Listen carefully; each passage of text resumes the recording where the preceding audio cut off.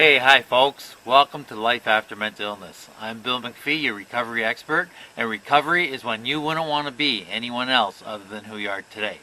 Well, today I'm gonna read three emails that I got regarding our series of voices. Remember, we were talking about voices in one of the last few videos, and some people responded to that video and sent me in some things that I'm going to read to you. They're not really questions, but they're sort of things of how they handle their voices.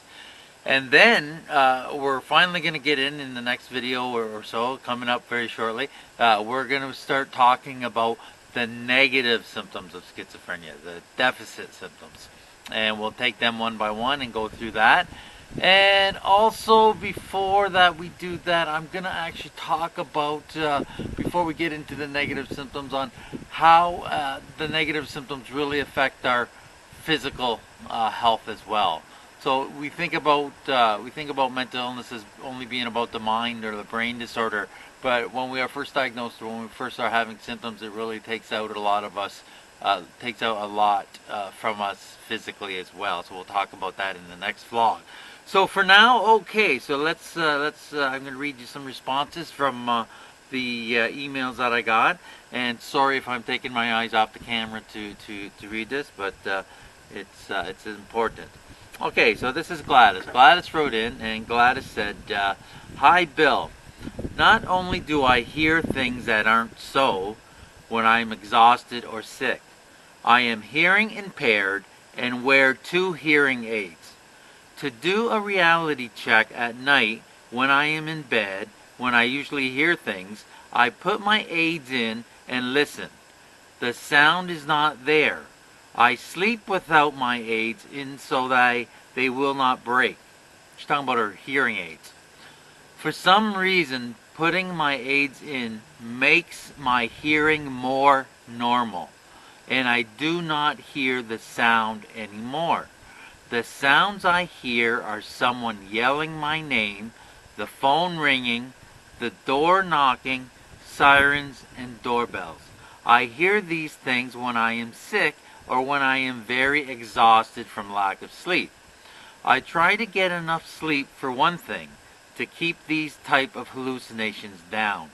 I go to bed at an hour that I will be in bed for 7 to 9 hours. That seems to be what I need to feel better.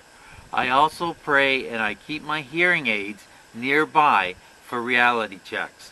And lastly, I try not to take the sound seriously, get excited, and always doubt they are real until I can prove," and she underlines prove, "until I can prove they are real, they are really happening. I have been sick for 26 years. Blessings, Gladys." Well, thank you, Gladys. Thank you for sending in that email to me, and thank you for explaining your experience with voices and how you're hearing impaired and how your hearing aids help when they're in. So thank you very much, Gladys, and I hope that was helpful to you. If you ever want to email me a question or a comment or anything like that, you can email me at bill@billmacphee.ca. And MacPhee is MacPhee. So bill@billmacphee.ca. Now I'm going to go on to a second letter here. So this letter is from Martha, and Martha says, "Bill, my son was diagnosed with schizophrenia when he was 14 years old. He is presently 31 years old and is able to work part-time. He tells me that he sings words to songs in his head to keep the voices at bay. This technique is especially useful when he sings words in German, since his voices only seem to recognize English language. I really enjoy your vlogs about schizophrenia and find them very accurate and knowledgeable. Please keep up the good work." Well, thank you, Martha. Thank you for your input and telling us about your son. And yes, I am going to keep up the good work. I'm not going anywhere. I plan to do these vlogs for a long time. So we appreciate your support and tuning in, and just everybody share this. Okay, so basically, Martha's son sing songs in German in his head to keep the voices at bay. Okay, we're going to go to one last letter here. I'm going to read this letter and then I'm going to comment on it, and then we'll wrap it up for this vlog. Okay, so this is Lugino sent this in, and he says, "Hi Bill, in response to this email, I can say that I listened and instructed to a self-hypnosis CD titled The Voices Within that I bought from an instant hypnosis website, and that, I believe it or not, helped me with my hearing voices and of course my medication. I think hypnosis is a very underestimated way to deal with psychological problems because it makes suggestions to our subconscious mind, which is the driving force of our lives. Maybe you or your readers can try this with the approval of your psychiatrist, because in these recordings they say not to substitute this for any medical advice. Thank you." So basically, he was saying that that the hypnosis was kind of helping in his voices because of the subconscious. Now, I've heard a little bit about that, but I don't know about that. That might help. That might work for somebody.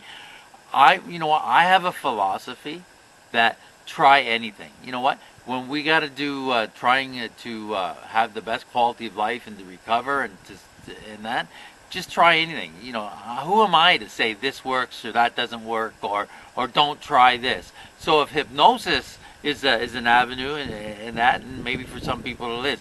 I want to relate one story though about this, and this is very, very interesting.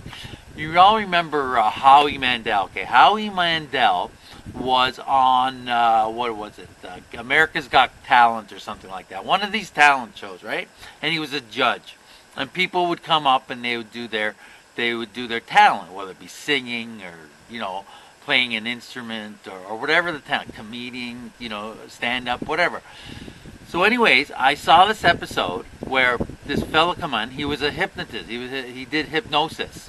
And if you know Howie Mandel suffers from OCD, obsessive compulsive disorder.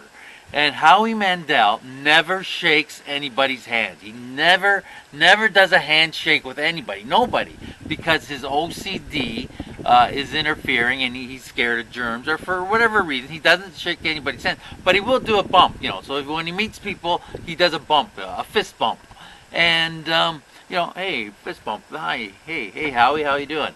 So like that. But he never shakes anybody's hand. But I'm telling you, I saw this episode, and the hypnotist put Howie Mandel in a hypnosis state, and to prove it, he came over to him and asked Howie to shake people's hands.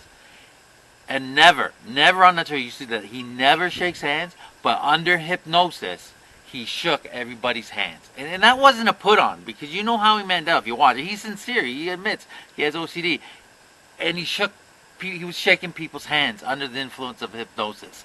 I found that amazing. I really found that amazing. So anyways, to your last your email, Lugino, thank you for sharing that, and that was very interesting.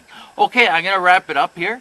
So remember, next time we come back, we're going to be talking about negative or deficit symptoms of schizophrenia, and we're going to start off by talking a little bit about how our symptoms affect us physically, even though it's a mental illness, how it affects us physically. Okay, very good. So thanks for tuning in, folks. Have a great day. Have a safe day. And remember, there is life after mental illness, and recovery is when you wouldn't want to be anyone else other than who you are today. Have a great day, everybody. Bye-bye. Hi. Thank you for watching. Make sure to like, comment, and subscribe. And follow me on Facebook and Twitter.